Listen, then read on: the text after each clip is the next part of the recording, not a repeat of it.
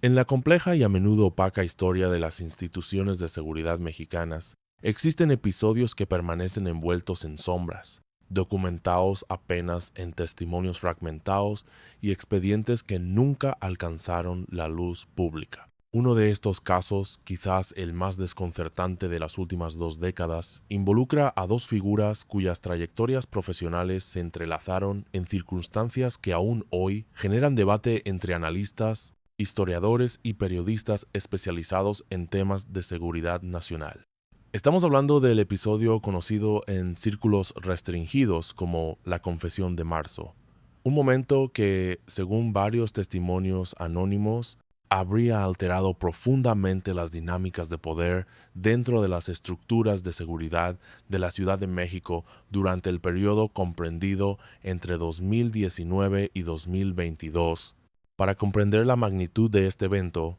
resulta imprescindible adentrarnos primero en el contexto político y social que caracterizaba al México de aquellos años. Una nación que atravesaba por una transformación profunda en sus instituciones, mientras se enfrentaba a desafíos de seguridad que parecían rebasar la capacidad del Estado para contenerlos. México, en las postrimerías de la segunda década del siglo XXI, se encontraba inmerso en lo que diversos analistas internacionales habían denominado la crisis de confianza institucional más profunda de su historia moderna. Las estadísticas de violencia relacionada con el crimen organizado habían alcanzado cifras históricas, con más de 30,000 homicidios dolosos anuales registrados durante varios años consecutivos. La población hastiada y temerosa oscilaba entre la incredulidad ante las promesas gubernamentales y una desesperanza que se manifestaba en las encuestas de percepción ciudadana. En este panorama, las figuras encargadas de la seguridad pública ocupaban un lugar paradójico en el imaginario colectivo. Eran simultáneamente depositarias de las últimas esperanzas de orden y objeto de profunda desconfianza, dada la larga historia de corrupción y colusión que había caracterizado a diversos cuerpos policiales en décadas anteriores. Es dentro de este contexto que emergen nuestros dos protagonistas, el comandante Rodrigo Morales Santibáñez y el entonces secretario de Seguridad Ciudadana de la capital, Omar Harfuch Meléndez, dos hombres cuyas carreras, aunque divergentes en sus trayectorias iniciales, convergerían en un momento que ninguno de ellos pudo anticipar completamente. Rodrigo Morales Santibáñez había ingresado a la Policía Federal en 1998, en una época en que las instituciones de seguridad mexicanas comenzaban apenas a profesionalizarse tras décadas de militarización y esquemas paramilitares que habían caracterizado la respuesta del Estado ante diversos conflictos internos. Proveniente de una familia de clase media de Querétaro, Morales había estudiado criminología en la Universidad Autónoma de aquel estado, graduándose con honores en una tesis sobre patrones de organización criminal en mercados ilícitos, trabajo que llamó la atención de varios reclutadores de la entonces Procuraduría General de la República.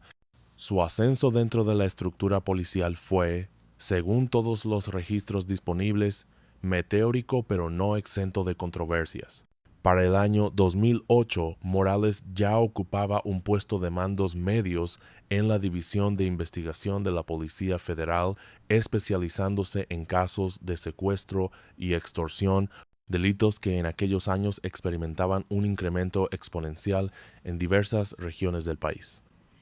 Sus superiores lo describían en sus evaluaciones como un oficial meticuloso, casi obsesivo en su búsqueda de evidencias, pero también como alguien que ocasionalmente mostraba una independencia de criterio que generaba fricciones con la cadena de mando. En 2014, Morales fue transferido a la Ciudad de México, donde comenzó a trabajar en operaciones de inteligencia relacionadas con el tráfico de armas y el mapeo de estructuras criminales que operaban en la periferia de la capital. Es aquí, en este periodo, donde su historia comienza a entrelazarse, aunque de manera aún tangencial, con la de Omar Harfuch. Omar Harfuch Meléndez, por su parte, representaba un perfil completamente distinto dentro del espectro de las instituciones de seguridad mexicanas. Proveniente de una familia de origen libanés establecida en México desde principios del siglo XX, Harfuch había crecido en un entorno de clase media alta en la Ciudad de México estudiando Derecho en la Universidad Iberoamericana,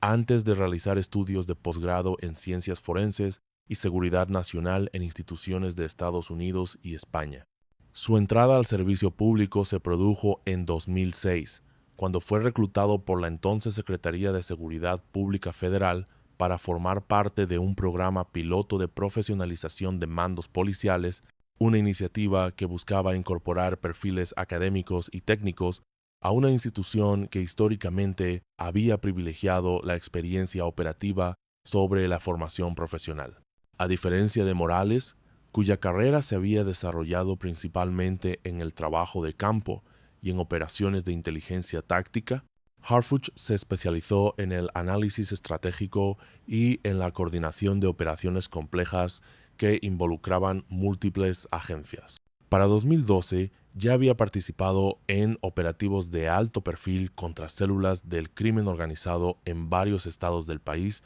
ganándose una reputación de eficacia, pero también atrayendo enemigos poderosos en el mundo criminal. En julio de 2013,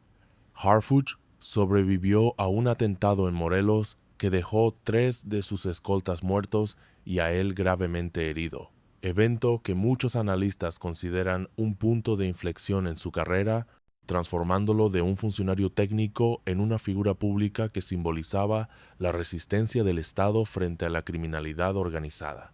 Cuando en 2019 fue nombrado secretario de Seguridad Ciudadana de la Ciudad de México, Harfuch se convirtió en uno de los rostros más visibles de la estrategia de seguridad del nuevo gobierno capitalino, un cargo que traía consigo no solo inmensas responsabilidades, sino también riesgos que pronto se materializarían de manera dramática. La relación profesional entre Morales y Harfuch, según diversos testimonios recabados para esta investigación, había sido cordial pero distante durante los primeros meses del nombramiento de este último como titular de seguridad en la capital. Morales, quien para entonces ostentaba el rango de comandante dentro de la estructura de la policía investigadora, dirigía un equipo especializado en el combate al narcomenudeo y la desarticulación de redes de distribución de drogas sintéticas en las alcaldías del oriente de la Ciudad de México. Sus reportes, según documentos internos a los que hemos tenido acceso de manera extraoficial, eran enviados regularmente a la oficina de Harfuch, quien los revisaba como parte de su función de coordinación general de las estrategias de seguridad. Sin embargo, no existe evidencia de que ambos hombres mantuvieran una relación cercana o de confianza mutua durante este periodo. Más bien, todo indica que se trataba de una relación estrictamente jerárquica y formal, característica del funcionamiento burocrático de las instituciones de seguridad mexicanas. Esto hace aún más desconcertante lo que habría de ocurrir en la madrugada del 23 de marzo de 2020, fecha que marca el inicio de lo que posteriormente se conocería como el asunto Morales-Harfuch. Un episodio que permanece envuelto en interrogantes y sobre el cual existen múltiples versiones contradictorias, ninguna de ellas completamente verificable, pero todas coincidentes en ciertos elementos centrales que resulta imposible ignorar. Los meses previos a marzo de 2020 habían estado marcados por una serie de eventos que generaron tensión considerable dentro de las estructuras de seguridad de la Ciudad de México. En enero de aquel año, 3 operativos diferentes contra células de narcotraficantes en las alcaldías de Iztapalapa, Tláhuac y Gustavo A. Madero habían resultado en fracasos operativos inexplicables. En el primer caso, un grupo táctico había llegado a una bodega donde supuestamente se almacenaban varias toneladas de metanfetamina, solo para encontrar el lugar vacío, con evidencias claras de que había sido desalojado apenas horas antes. En el segundo caso, la detención de un presunto líder de distribución había resultado imposible cuando el objetivo, Heriberto Maldonado Ruiz, conocido en el bajo mundo como El Tigre, desapareció de su domicilio habitual 3 días antes del operativo planificado, a pesar de que la información sobre su paradero había sido clasificada y compartida solo con un grupo muy reducido de funcionarios. El tercer caso, quizás el más inquietante, involucró la intercepción de un cargamento de armas de fuego de alto poder que ingresaría a la ciudad desde el Estado de México. El operativo, coordinado con autoridades federales, resultó en una confrontación que dejó 2 policías heridos y ningún detenido. Después de que los criminales parecieran anticipar la emboscada y establecieran una ruta de escape alternativa que nunca había sido identificada en la planeación táctica,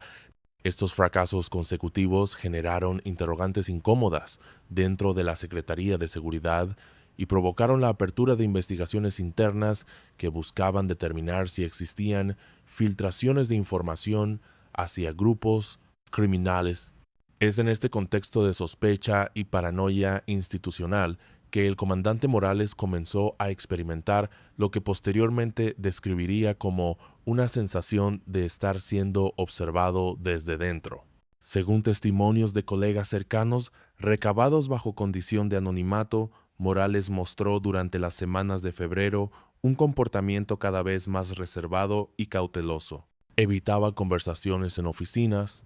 prefería discutir temas sensibles fuera de las instalaciones de la Secretaría y había desarrollado el hábito de mantener documentos importantes en su poder en lugar de archivarlos en los sistemas digitales compartidos de la institución. Un antiguo compañero de la Academia de Policía, quien mantuvo contacto regular con Morales durante este periodo, relató en una entrevista privada que el comandante le había confiado estar siguiendo una línea de investigación que iba más allá de los narcomenudistas comunes, involucrando lo que él describió como patrones de protección que no tenían sentido desde una perspectiva puramente criminal. Cuando se le preguntó qué significaba esto exactamente, el testigo fue evasivo, señalando solo que Morales había mencionado conexiones que atravesaban niveles que deberían estar separados. Este lenguaje críptico, característico de alguien que teme ser escuchado o malinterpretado, sugiere que Morales había descubierto algo que consideraba profundamente perturbador, pero que no se sentía seguro de reportar a través de los canales oficiales regulares. Los registros telefónicos, parcialmente filtrados a periodistas especializados en 2021, muestran que el comandante Morales realizó durante la segunda semana de marzo una serie de llamadas a números no identificados oficialmente, conversaciones que duraban apenas segundos y que algunos analistas interpretan como intentos de establecer contacto con fuentes confidenciales o con individuos cuya identidad deseaba proteger incluso de los sistemas de monitoreo interno. Paralelamente, documentos internos de la Secretaría indican que Morales solicitó acceso a expedientes históricos de operativos realizados entre 2017 y 2019, una petición inusual dado que su área de responsabilidad se centraba en casos contemporáneos y no en revisiones históricas. Cuando un funcionario administrativo le preguntó informalmente el propósito de esta solicitud,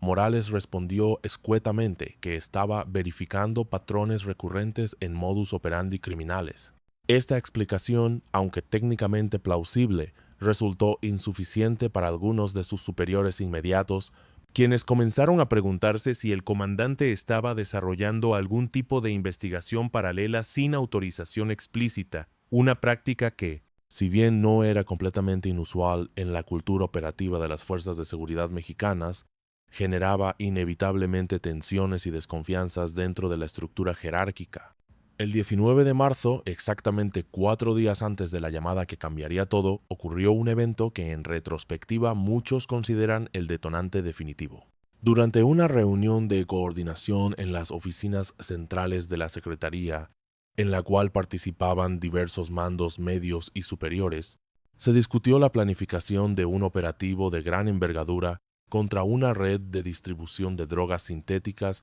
que operaba en varias alcaldías simultáneamente. La información de inteligencia sugería que esta red tenía conexiones con estructuras criminales del Pacífico y que movía mensualmente cantidades considerables de metanfetamina y fentanilo hacia mercados tanto locales como del norte del Lincuartolén, país. Durante la reunión, el comandante Morales, quien normalmente mantenía un perfil bajo en este tipo de sesiones, intervino de manera inesperada para cuestionar la fuente de parte de la inteligencia que sustentaba el operativo. Según testigos presenciales, Morales señaló inconsistencias en los reportes de vigilancia y sugirió que algunos datos parecían demasiado perfectos, una observación que generó incomodidad visible entre algunos de los asistentes. Cuando se le solicitó que elaborara sobre sus dudas, Morales se retractó parcialmente, indicando que simplemente deseaba asegurar que todas las fuentes fueran verificadas con el debido cuidado antes de comprometer recursos significativos en un operativo que podría resultar infructuoso, como había ocurrido en los casos previos de enero. Esta intervención, aunque aparentemente prudente, quedó registrada en las minutas de la reunión y generó conversaciones posteriores sobre si el comandante estaba cuestionando la competencia de sus colegas o si tenía información que no estaba compartiendo. Lo que ocurrió exactamente durante los 3 días siguientes permanece envuelto en especulación y testimonios fragmentarios. Lo que sí sabemos con relativa certeza basada en múltiples fuentes concordantes es que en la madrugada del 23 de marzo de 2020, aproximadamente a las 3:37 de la mañana, según registros telefónicos posteriormente analizados, el comandante Rodrigo Morales Santibáñez realizó una llamada telefónica directa al número personal del secretario Omar Harfuch Meléndez. La llamada duró, según estos mismos registros, 17 minutos con 42 segundos, un tiempo extraordinariamente largo para una comunicación de emergencia entre un comandante de rango medio y el titular de toda la Secretaría de Seguridad. Más inusual aún resulta el hecho de que esta llamada no fue canalizada a través de los sistemas de comunicación institucional, sino que se realizó directamente entre dispositivos personales, una práctica que, si bien no prohibida explícitamente, resultaba altamente irregular dadas las normas de seguridad de las comunicaciones en operaciones sensibles. Lo que se dijo durante esa conversación no fue grabado oficialmente, no existe transcripción en archivos gubernamentales, y ni Morales ni Harfuch han realizado declaraciones públicas detalladas sobre el contenido específico de ese intercambio. Sin embargo, y aquí radica el núcleo de este enigma histórico, diversos testimonios indirectos, filtración de documentos internos y análisis de eventos posteriores nos permiten reconstruir, con cierto grado de confianza, aunque nunca con certeza absoluta, lo que el comandante Morales confesó aquella madrugada y por qué su confesión habría de tener consecuencias tan profundas y duraderas. La reconstrucción de lo ocurrido durante esa llamada proviene de múltiples fuentes que, individualmente, podrían considerarse insuficientes, pero que en conjunto crean un patrón coherente difícil de desestimar. La primera fuente es un memorándum interno, fechado el 24 de marzo, apenas horas después de la llamada, en el cual Harfuch solicita a su equipo más cercano la formación de un grupo de trabajo especial no vinculado a las estructuras operativas regulares, con el propósito de revisar protocolos de seguridad interna y verificar la integridad de canales de información clasificada. Este memorándum, filtrado a medios periodísticos en 2021, no menciona explícitamente a Morales ni hace referencia a la llamada, pero su timing resulta imposible de ignorar. La segunda fuente es un testimonio de un funcionario de confianza de Harfuch, quien en conversación extraoficial con un periodista de investigación mencionó que el secretario había llegado a su oficina en la mañana del 23 de marzo visiblemente perturbado, solicitando la cancelación de todas sus reuniones matutinas y encerrándose durante varias horas con 2 asesores específicos cuyas especialidades eran contrainteligencia y asuntos internos. La tercera fuente, quizás la más reveladora, proviene del propio círculo del comandante Morales. Un colega cercano, quien visitó a Morales en su domicilio la tarde del 23, lo describió como emocionalmente afectado, vacilante en su discurso y repitiendo en varias ocasiones frases como "ya no hay vuelta atrás" y "él tenía que saber la verdad". Cuando se le preguntó específicamente a quién se refería con él, Morales no respondió directamente, pero el contexto de la conversación hace evidente que hablaba de Harfuch. Combinando estos elementos con análisis posteriores de movimientos institucionales y decisiones operativas que siguieron a esa fecha, diversos investigadores han propuesto lo que ahora se considera la interpretación más plausible de lo que Morales confesó aquella madrugada. Según esta reconstrucción, el comandante habría contactado a Harfuch para informarle que había descubierto evidencias de que información clasificada sobre operativos de seguridad estaba siendo filtrada de manera sistemática, desde dentro de la propia Secretaría hacia grupos criminales. Más inquietante aún, Morales habría identificado patrones que sugerían que esta filtración no provenía de un único individuo corrupto, actuando de manera aislada, sino de una red de funcionarios que operaban de manera coordinada, posiblemente bajo la protección o dirección de figuras con rango significativo dentro de la institución. Lo que habría llevado a Morales a realizar esa llamada de emergencia no fue simplemente la magnitud del descubrimiento, sino un elemento adicional de urgencia crítica. Según versiones concordantes de múltiples fuentes, el comandante habría descubierto que su propia identidad había sido comprometida, que los individuos involucrados en la red de filtración habían detectado su investigación paralela, y que existía información creíble de que su integridad física estaba en riesgo inminente. En otras palabras, Morales no llamó a Harfuch simplemente para reportar un caso de corrupción, sino porque se encontraba en una situación de peligro personal y profesional que requería intervención inmediata desde el más alto nivel posible de la institución. La descripción que diversos testigos han hecho del estado emocional de Morales durante y después de esa llamada incluye referencias específicas a lágrimas, a una voz quebrada, a expresiones de miedo, pero también de determinación. Un vecino del comandante, quien casualmente se encontraba despierto a esa hora debido a un hijo enfermo, relató haber escuchado a través de las paredes una conversación telefónica prolongada en la que una voz masculina, que él identificó como la de Morales debido a años de convivencia vecinal, alternaba entre tonos suplicantes y urgentes, elevando ocasionalmente el volumen pero nunca gritando completamente, como si estuviera tratando de transmitir urgencia sin alertar a otros que pudieran estar escuchando. Este testimonio, aunque circunstancial, agrega una dimensión humana al evento que los documentos oficiales inevitablemente no capturan. Estamos hablando de un hombre de 42 años,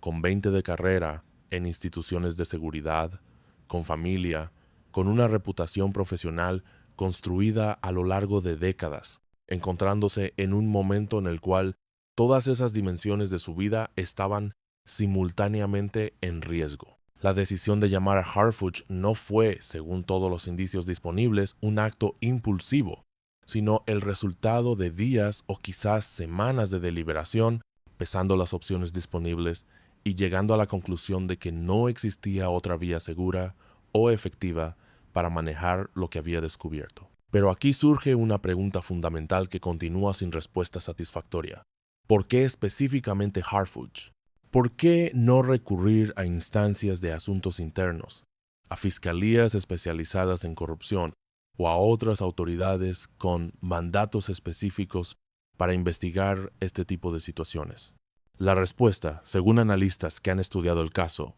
radica en la compleja dinámica de confianza y desconfianza que caracteriza a las instituciones de seguridad mexicanas. Si Morales efectivamente había identificado una red de corrupción que involucraba a múltiples funcionarios de diversos niveles, no podía estar seguro de que los canales formales de denuncia no estuvieran ellos mismos comprometidos. La historia reciente de México está plagada de casos en los cuales investigaciones sobre corrupción policial fueron saboteadas desde dentro, con testigos silenciados, evidencias destruidas y denunciantes posteriormente perseguidos o eliminados. Harfuch, por su parte, representaba en aquel momento una figura con características específicas que lo hacían una opción lógica, aunque arriesgada, para Morales. Primero, su posición como titular de la Secretaría le otorgaba el poder ejecutivo necesario para implementar acciones decisivas sin requerir autorizaciones de múltiples instancias. Segundo, su historia personal, particularmente el atentado que había sobrevivido en 2013, lo posicionaba como alguien con experiencia directa en los riesgos que implicaba enfrentar al crimen organizado, potencialmente haciéndolo más comprensivo ante la situación de vulnerabilidad de Morales. Tercero, y quizás más importante, Harfuch no había ascendido a través de las estructuras tradicionales de las policías mexicanas, sino que había sido incorporado lateralmente a las instituciones de seguridad desde ámbitos académicos y técnicos, lo cual teóricamente lo hacía menos susceptible de estar involucrado en redes de complicidad que pudieran haberse formado a lo largo de décadas dentro de los cuerpos policiales. Sin embargo, esta decisión de contactar directamente a Harfuch también implicaba un riesgo considerable para Morales. Al saltar todas las cadenas de mando intermedias y presentar información explosiva directamente al titular de la Secretaría sin evidencia verificada y documentada a través de canales oficiales, el comandante se exponía a ser percibido como insubordinado, como alguien que operaba fuera de protocolos o incluso como un individuo potencialmente inestable que estaba viendo conspiraciones donde quizás solo existían fallas operativas y casos aislados de corrupción menor. Si Harfuch hubiera decidido no creerle, o peor aún, si hubiera estado él mismo de alguna manera conectado con elementos corruptos dentro de la institución, Morales habría firmado efectivamente su sentencia, tanto profesional como potencialmente física, al revelar lo que sabía. Esta dimensión del riesgo personal hace aún más notable la decisión del comandante de proceder con la llamada, sugiriendo que su evaluación de la situación era verdaderamente crítica y que consideraba que los riesgos de no actuar superaban incluso los considerables riesgos de hacerlo de esta manera irregular. Diversos psicólogos especializados en comportamiento de funcionarios de seguridad bajo estrés extremo han analizado el perfil de Morales basándose en información pública disponible y coinciden en que su decisión refleja lo que denominan crisis de conciencia operativa, un estado en el cual un funcionario se encuentra ante información que contradice fundamentalmente los valores y protocolos de la institución a la que sirve, generando un conflicto interno que solo puede resolverse a través de una acción decisiva que inevitablemente implica riesgo personal considerable. La respuesta de Harfuch a esta confesión de madrugada, según puede inferirse de acciones posteriores, fue tomar seriamente las alegaciones de Morales, pero hacerlo con la cautela y el sigilo que la situación demandaba. En las horas inmediatamente posteriores a la llamada, el secretario no activó protocolos oficiales de investigación interna ni alertó a las estructuras regulares de asuntos internos. En lugar de ello, y esto es crucial para entender la complejidad del caso, Harfuch pareció optar por una estrategia de verificación discreta y paralela. Los movimientos registrados durante los días siguientes muestran un patrón interesante. El 24 de marzo, Harfuch mantuvo reuniones privadas con 3 individuos específicos cuyas identidades fueron posteriormente identificadas como un experto en análisis de comunicaciones que había trabajado previamente en inteligencia militar, un abogado especializado en procedimientos penales federales que no formaba parte del equipo regular de la Secretaría, y un funcionario de la Guardia Nacional con experiencia en operaciones de contrainteligencia. Ninguna de estas reuniones quedó registrada en las agendas oficiales de Harfuch y solo fueron documentadas posteriormente a través de registros de entrada y salida de las instalaciones de seguridad. Este patrón sugiere que el secretario estaba ensamblando rápidamente un equipo externo a las estructuras regulares de la institución, un movimiento que solo tiene sentido si compartía las preocupaciones de Morales sobre posibles filtraciones desde dentro. Simultáneamente, y esto resulta particularmente revelador, el comandante Morales desapareció efectivamente de su rutina profesional habitual durante 5 días completos. Entre el 23 y el 28 de marzo, Morales no se presentó a su oficina, no respondió a comunicaciones de colegas y, según testimonios de vecinos, apenas fue visto en su domicilio habitual. Su esposa, en una de las pocas declaraciones públicas que existen sobre este periodo, posteriormente mencionó en una entrevista que su esposo había pasado esos días en una ubicación segura sin especificar más detalles, agregando solo que había seguido recomendaciones de seguridad que le habían sido proporcionadas.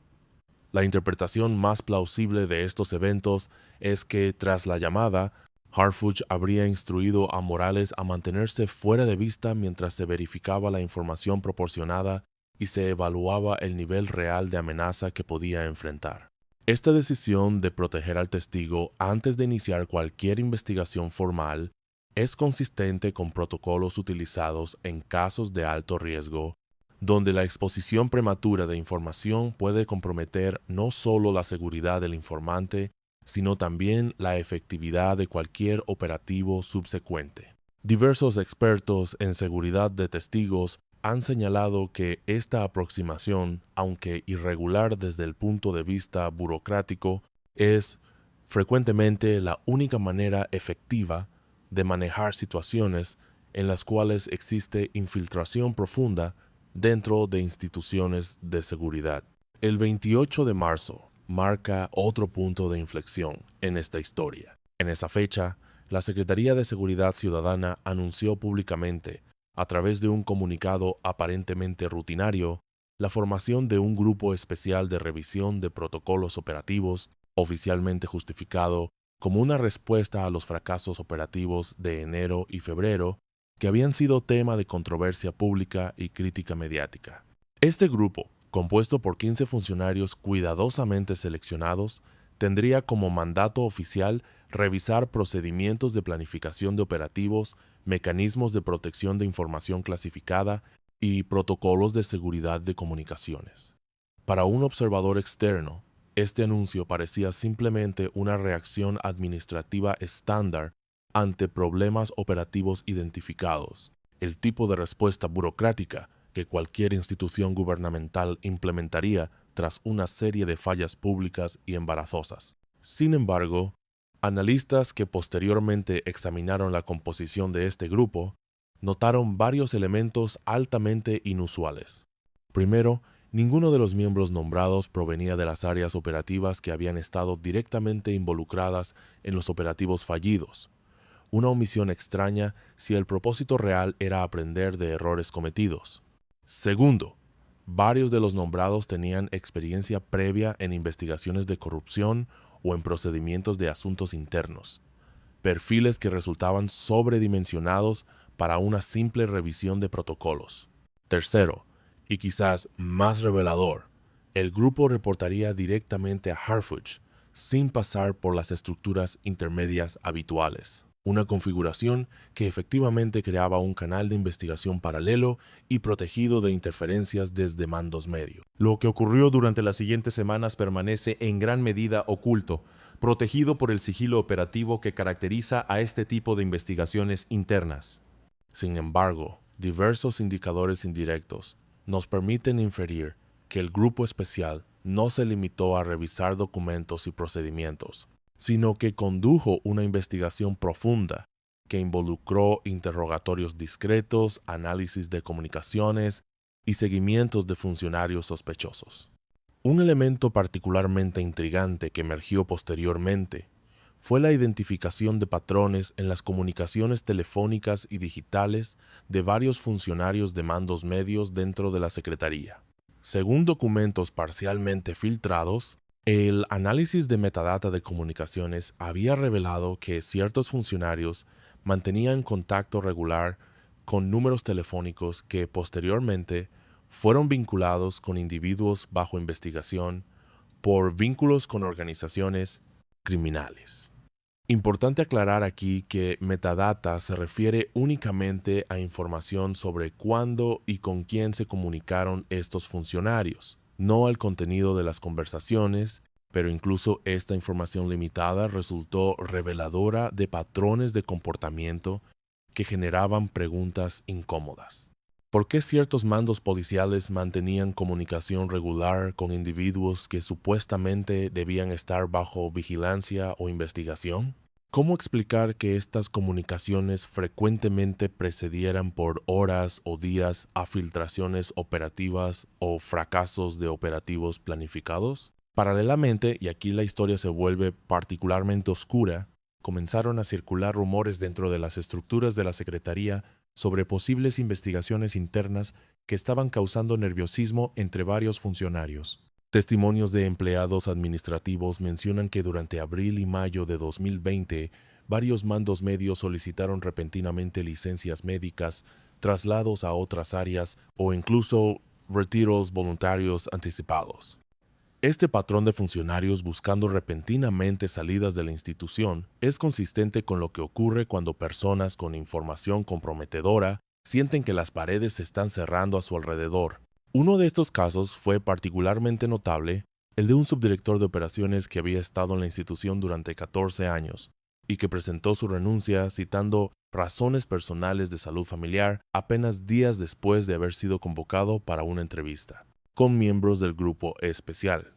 Cuando periodistas posteriormente intentaron contactarlo para verificar información sobre este periodo, el funcionario se negó consistentemente a dar declaraciones, manteniendo un silencio que muchos interpretan como indicativo de acuerdos de confidencialidad o incluso como temor a represalias. La renuncia fue aceptada sin oposición por parte de la Secretaría, evitando así cualquier proceso formal de investigación que hubiera podido volverse público y generar escándalo mediático. Este manejo discreto de funcionarios potencialmente comprometidos, aunque cuestionable desde el punto de vista de la justicia pública, es consistente con una estrategia de limpieza institucional que prioriza la efectividad operativa sobre la publicidad de procesos penales que podrían dañar la credibilidad general de toda la institución de seguridad. En junio de 2020, 3 meses después de la confesión de madrugada de Morales, ocurrió un evento que muchos analistas consideran el momento culminante de esta historia,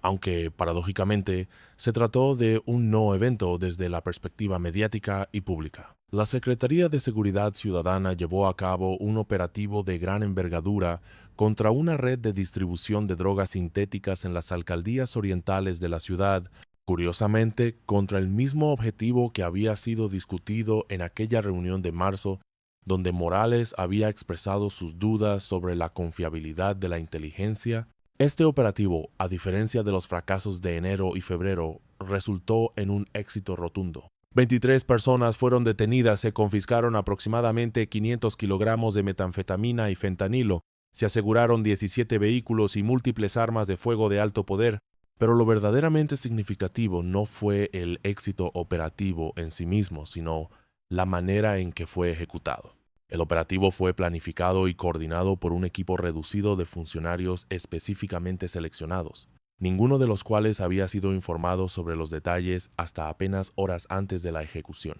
La información de inteligencia fue compartimentalizada de manera extrema, con diferentes equipos manejando fragmentos de información sin que ninguno, excepto el círculo más interno de Harfuch, tuviera visión completa del plan.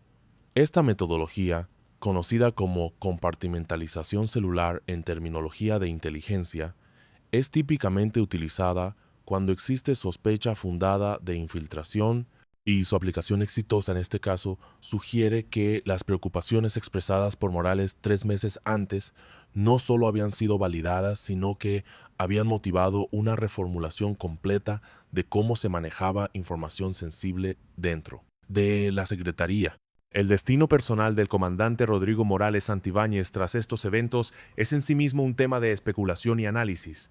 Oficialmente, Morales permaneció en su puesto como comandante de policía investigadora hasta septiembre de 2020, cuando solicitó y obtuvo un traslado a un puesto administrativo de menor perfil en la Subsecretaría de Prevención del Delito, alejándose completamente de operaciones de campo y de manejo de inteligencia sensible. Este movimiento, que en papel pareciera una degradación o marginalización, puede interpretarse alternativamente como una medida de protección, removiendo a Morales de posiciones donde podría continuar siendo un objetivo para grupos criminales o elementos corruptos que pudieran buscar venganza por su papel en exponer la red de filtraciones. En entrevistas informales, colegas de Morales mencionan que el comandante nunca habló públicamente sobre los eventos de marzo, manteniendo un silencio consistente que podría atribuirse tanto a acuerdos de confidencialidad como a precaución personal.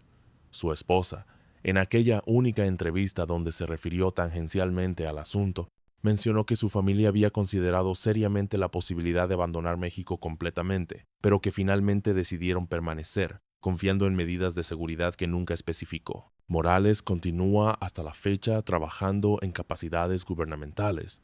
aunque en roles deliberadamente de bajo perfil, y se ha negado sistemáticamente a conceder entrevistas o a participar en documentales o proyectos periodísticos que buscan esclarecer este episodio. Omar Harfuch, por su parte, continuó como secretario de Seguridad Ciudadana hasta 2024, periodo durante el cual la Ciudad de México experimentó cambios significativos en sus indicadores de seguridad. Si bien resulta imposible atribuir estos cambios exclusivamente a las acciones derivadas de la Confesión de Morales, es notable que tras junio de 2020 la efectividad de los operativos de seguridad mejoró sustancialmente, con tasas de éxito en operaciones de alto impacto incrementándose significativamente comparadas con el periodo previo. Harfuch mismo nunca ha hecho referencia pública a la llamada de madrugada de Morales, ni ha confirmado ni negado que tal evento ocurriera. En las pocas ocasiones en que periodistas han intentado interrogarlo sobre investigaciones internas durante su periodo como secretario, sus respuestas han sido consistentemente evasivas, citando cuestiones de seguridad operativa y protección de procedimientos de inteligencia como razones para no discutir detalles específicos. Esta postura de silencio oficial, aunque frustrante para historiadores y periodistas que buscan esclarecer los hechos, es comprensible desde la perspectiva de alguien que entiende que confirmar públicamente la existencia de redes de corrupción dentro de instituciones de seguridad puede tener efectos desestabilizadores que van más allá del caso específico, minando la confianza pública en instituciones que ya enfrentan serios déficits de legitimidad. El análisis histórico de este episodio nos conduce a reflexiones más amplias sobre la naturaleza de las instituciones de seguridad en México, y, por extensión, en cualquier democracia que enfrenta desafíos serios de criminalidad organizada y corrupción institucional. La historia de Morales y Harfuch no es únicamente el relato de dos individuos enfrentando una crisis específica, sino que representa un microcosmos de dilemas más profundos que caracterizan la gobernabilidad en contextos de alta criminalidad. ¿Cómo pueden funcionar efectivamente instituciones de seguridad cuando la corrupción no es un fenómeno marginal, sino potencialmente sistémico? ¿Qué mecanismos de denuncia y protección son necesarios para que funcionarios íntegros puedan reportar irregularidades sin poner en riesgo sus vidas y carreras? ¿Hasta qué punto es aceptable operar fuera de protocolos formales cuando esos mismos protocolos pueden estar comprometidos? Estas preguntas no tienen respuestas simples, y el caso que hemos examinado ilustra precisamente esta complejidad. Morales optó por una vía irregular, saltando cadenas de mando y confiando en un juicio personal sobre la integridad de Harfuch. Esta decisión podría haber resultado desastrosamente mal si su evaluación hubiera sido incorrecta. El hecho de que aparentemente resultara bien no valida necesariamente la metodología, pero sí plantea interrogantes serias sobre si los mecanismos institucionales formales son adecuados para manejar situaciones de crisis de confianza interna. Diversos analistas han comparado este episodio con otros momentos similares en la historia mexicana y en la historia de instituciones de seguridad a nivel global. Existen paralelos con casos en Italia durante la lucha contra la mafia, donde magistrados y policías tuvieron que operar en entornos donde no podían confiar en las estructuras institucionales regulares debido a infiltración criminal. También existen similitudes con situaciones en Colombia durante los años más intensos de la lucha contra los carteles de drogas, cuando funcionarios honestos enfrentaban el dilema constante de no saber en quién confiar dentro de sus propias instituciones. Un caso particularmente resonante en la historia mexicana es el del general José de Jesús Gutiérrez Rebollo, quien en 1997, siendo zar antidrogas de México, fue descubierto trabajando para el Cártel de Juárez, revelando la profundidad de la penetración criminal en las más altas esferas de las instituciones de seguridad. La memoria de ese escándalo y de otros similares inevitablemente contextualiza la decisión de Morales y la respuesta de Harfuch. Ambos hombres habían vivido y trabajado en un contexto institucional marcado por traiciones previas de alto perfil, lo cual necesariamente informaba su evaluación de riesgos y su aproximación a la crisis que enfrentaban. Desde una perspectiva más filosófica, este episodio plantea preguntas sobre la naturaleza de la lealtad y la integridad en contextos institucionales complejos. Morales enfrentó un conflicto entre lealtad a sus compañeros de trabajo, lealtad a la institución como estructura y lealtad a los principios abstractos de justicia y legalidad que supuestamente fundamentan el trabajo policial. Su decisión de reportar lo que había descubierto implicó romper códigos informales de solidaridad corporativa que existen en todas las instituciones, pero particularmente en cuerpos de seguridad, donde la cohesión grupal es frecuentemente considerada esencial para la efectividad operativa y la supervivencia personal. Este tipo de conflicto, donde hacerlo éticamente correcto requiere romper con normas sociales del grupo de pertenencia, ha sido ampliamente estudiado en psicología social y ética aplicada. Los estudios muestran consistentemente que individuos en estas situaciones enfrentan costos personales enormes, incluyendo ostracismo social, daño a la carrera profesional y trauma psicológico significativo. El hecho de que Morales aparentemente haya estado emocionalmente afectado al punto de lágrimas durante su confesión es enteramente consistente con la literatura sobre whistleblowing en contextos institucionales, donde incluso cuando los individuos están convencidos de que están haciendo lo correcto, el acto de romper con la institución genera angustia emocional considerable. Por parte de Harfuch, su decisión de tomar en serio la información y actuar sobre ella, pero hacerlo de manera discreta y controlada en lugar de a través de canales públicos y oficiales, refleja también un cálculo complejo. Un enfoque alternativo habría sido denunciar públicamente la existencia de corrupción, solicitar investigaciones externas y demostrar transparencia absoluta en el manejo del asunto. Sin embargo, esta aproximación, aunque posiblemente más alineada con ideales de transparencia democrática, podría haber resultado en consecuencias negativas significativas. La revelación pública de corrupción profunda dentro de instituciones de seguridad puede minar completamente la confianza pública en esas instituciones, dificultando su capacidad de operar efectivamente incluso después de que los elementos corruptos sean removidos. Adicionalmente, investigaciones públicas son más fáciles de sabotear por los investigados, quienes tienen tiempo y oportunidad de destruir evidencias, coordinar defensas o incluso huir. La decisión de Harfuch de operar discretamente puede verse entonces como una forma de pragmatismo institucional, priorizando la efectividad en limpiar la institución sobre la satisfacción de demandas de transparencia pública. Esta tensión entre efectividad y transparencia es uno de los dilemas permanentes de la gobernabilidad democrática, sin soluciones perfectas que satisfagan simultáneamente todos los valores en juego. Es también importante contextualizar este episodio dentro de la historia más amplia de reforma institucional en México durante las últimas 3 décadas. Desde mediados de los años 90, México ha experimentado múltiples intentos de reformar y profesionalizar sus instituciones de seguridad y justicia, con resultados mixtos en el mejor de los casos. Se han creado y disuelto múltiples agencias policiales federales. Se han implementado y abandonado diversos modelos de coordinación entre niveles de gobierno.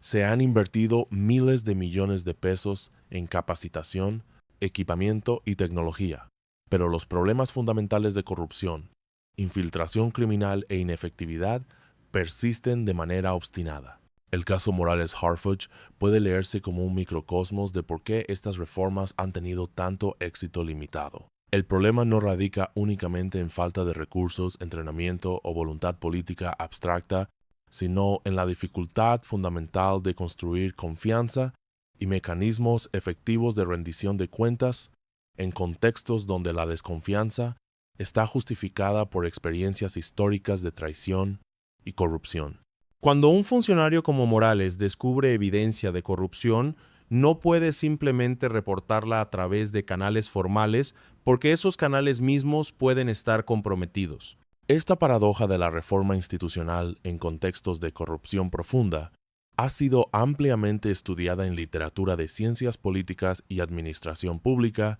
y no existen soluciones simples o mecánicas que puedan resolver el problema. Mirando hacia adelante desde nuestra posición en 2025, 5 años después de estos eventos, podemos observar que las instituciones de seguridad mexicanas continúan enfrentando desafíos fundamentalmente similares a los que motivaron la confesión de Morales. Si bien ha habido mejoras en ciertos indicadores de seguridad en algunas regiones y ciudades, el panorama general sigue siendo preocupante, con niveles de violencia que, aunque fluctuantes, permanecen alarmantemente altos en comparación con estándares internacionales. La corrupción dentro de instituciones de seguridad continúa siendo un problema reconocido tanto por autoridades gubernamentales como por analistas independientes. Lo que hace particularmente relevante el caso Morales-Harfuch en este contexto es que ilustra tanto las posibilidades como las limitaciones de la acción individual dentro de instituciones problemáticas. Por un lado, la decisión de Morales de reportar lo que había descubierto y la decisión de Harfuch de actuar sobre esa información demuestran que existen espacios para la integridad y la acción correctiva incluso en contextos adversos. Por otro lado, el hecho de que ambos tuvieran que operar fuera de protocolos formales, en secreto, asumiendo riesgos personales considerables, ilustra cuán limitadas son las posibilidades de reforma institucional cuando los problemas son sistémicos, en lugar de meramente individuales. Diversos académicos que han analizado este caso han propuesto que representa lo que denominan el dilema del reformador interno, una situación en la cual individuos comprometidos con valores de integridad y legalidad se encuentran trabajando dentro de instituciones cuyos problemas son tan profundos que no pueden ser abordados desde dentro sin romper las reglas formales de la institución misma. Este dilema no es exclusivo de México ni de instituciones de seguridad. Aparece en cualquier contexto institucional donde existe una brecha significativa entre los valores formalmente declarados de la institución y las prácticas reales que la caracterizan. Lo que hace particularmente agudo este dilema en el caso de instituciones de seguridad es que el costo de la inacción puede medirse en vidas humanas, tanto de oficiales honestos que son eliminados por elementos corruptos, como de ciudadanos que son victimizados por la criminalidad que opera con protección institucional. Esta urgencia moral amplifica la presión sobre individuos como Morales y Harfuch, haciendo que sus decisiones tengan un peso existencial que trasciende consideraciones meramente burocráticas o legales. Sin embargo, y aquí llegamos a un punto crucial que merece reflexión profunda, debemos también preguntarnos sobre los límites y peligros de la acción extrainstitucional, incluso cuando está motivada por intenciones aparentemente nobles. Si aceptamos como legítimo que Harfuch operara fuera de protocolos formales para investigar y remover elementos corruptos basándose en información proporcionada irregularmente por Morales, ¿qué principio utilizamos para distinguir esto de otros casos donde funcionarios podrían operar extrainstitucionalmente con motivaciones menos benévolas? La historia está repleta de ejemplos donde justificaciones de eficacia y necesidad han sido utilizadas para legitimar acciones que posteriormente se revelaron como abusivas o autoritarias. Este no es un argumento en contra de las acciones específicas de Morales y Harfuch, tal como hemos podido reconstruirlas, sino simplemente un reconocimiento de que casos como este plantean dilemas éticos y legales genuinos sin respuestas fáciles. Una sociedad democrática requiere que sus instituciones de seguridad sean efectivas en combatir la criminalidad, pero también requiere que estas instituciones operen bajo el Estado de Derecho y con mecanismos de rendición de cuentas que prevengan abusos. Cuando estas dos demandas entran en tensión, como ocurre en casos como el que hemos examinado, no existe una fórmula mágica que resuelva la contradicción. La memoria de este episodio dentro de las instituciones de seguridad mexicanas parece ser ambivalente y fragmentada. Conversaciones informales con funcionarios actuales y retirados revelan que algunos ven el caso como ejemplo de integridad institucional y respuesta efectiva ante problemas internos, mientras otros lo ven con escepticismo o incluso como un mito exagerado que no refleja exactamente lo que ocurrió. Esta divergencia de interpretaciones es en sí misma reveladora de las culturas organizacionales complejas que caracterizan a estas instituciones, donde diferentes narrativas coexisten y compiten dependiendo de las lealtades, experiencias y perspectivas de diferentes grupos dentro de la organización. Lo que resulta notable es que incluso entre quienes reconocen que algo significativo ocurrió en marzo de 2020, existe desacuerdo sustancial sobre exactamente qué fue ese algo y cuáles fueron sus consecuencias reales. Esta ambigüedad no es accidental, sino resultado de decisiones deliberadas de mantener aspectos centrales del caso fuera del escrutinio público, decisiones que, como hemos discutido, pueden tener justificaciones pragmáticas, pero que inevitablemente generan espacio para especulación, mitificación y múltiples interpretaciones contradictorias. Llegamos entonces al final de nuestro análisis, enfrentando la realidad de que muchas preguntas fundamentales sobre este episodio permanecen sin respuesta definitiva. No sabemos con certeza absoluta qué evidencias específicas descubrió Morales sobre filtraciones de información. No sabemos cuántos funcionarios estaban realmente involucrados en redes de corrupción, ni qué conexiones exactas mantenían con grupos criminales. No sabemos qué acciones disciplinarias o legales, si las hubo, fueron tomadas contra individuos específicos más allá de las renuncias y traslados que pudieron documentarse públicamente. No sabemos si las redes de filtración fueron efectivamente desmanteladas o simplemente se adaptaron y continúan operando de maneras más cautelosas. No sabemos qué impacto real tuvo todo esto en la seguridad de la Ciudad de México más allá de mejoras estadísticas que podrían atribuirse a múltiples factores. Y fundamentalmente, no sabemos cómo Morales y Harfuch procesan personalmente estos eventos en retrospectiva, si consideran que tomaron las decisiones correctas, si viven con dudas o remordimientos, si sintieron que lograron algo significativo o si simplemente manejaron una crisis de la mejor manera posible dadas circunstancias imposibles. Esta falta de cierre definitivo no es una falla de nuestra investigación, sino una característica inherente del tipo de evento que hemos examinado. Episodios que involucran seguridad nacional, operaciones de inteligencia y conflictos internos en instituciones de seguridad raramente son completamente esclarecidos en tiempo real o incluso décadas después. Los archivos permanecen clasificados. Los participantes mantienen silencios por razones de seguridad o por compromisos de confidencialidad. Las evidencias son fragmentarias y frecuentemente contradictorias. Historiadores del futuro, quizás en 50 o 100 años, cuando documentos sean eventualmente desclasificados y cuando todos los participantes hayan fallecido, permitiendo una discusión más abierta, sin riesgos para vidas o carreras, podrán quizás ofrecer un análisis más completo y definitivo. Pero para nosotros, observando desde la perspectiva de apenas 5 años después, debemos contentarnos con una reconstrucción parcial basada en las evidencias disponibles, reconociendo tanto lo que podemos afirmar con confianza razonable como lo que permanece en el reino de la especulación informada. Lo que sí podemos afirmar, sin temor a exageración, es que la madrugada del 23 de marzo de 2020 representa un momento significativo en la historia reciente de las instituciones de seguridad mexicanas, un momento en el cual decisiones individuales de 2 hombres posiblemente alteraron trayectorias institucionales de maneras que resonan hasta el presente. En algún lugar de los archivos clasificados de la Secretaría de Seguridad Ciudadana de la Ciudad de México, probablemente existen documentos que algún día contarán esta historia con mayor precisión y detalle de lo que nosotros hemos podido lograr. Hasta que ese día llegue, si es que llega, debemos conformarnos con esta reconstrucción tentativa, este intento de entender un episodio que ilustra tanto las posibilidades de integridad individual dentro de instituciones imperfectas, como las limitaciones profundas que enfrentan incluso los reformadores más comprometidos cuando operan en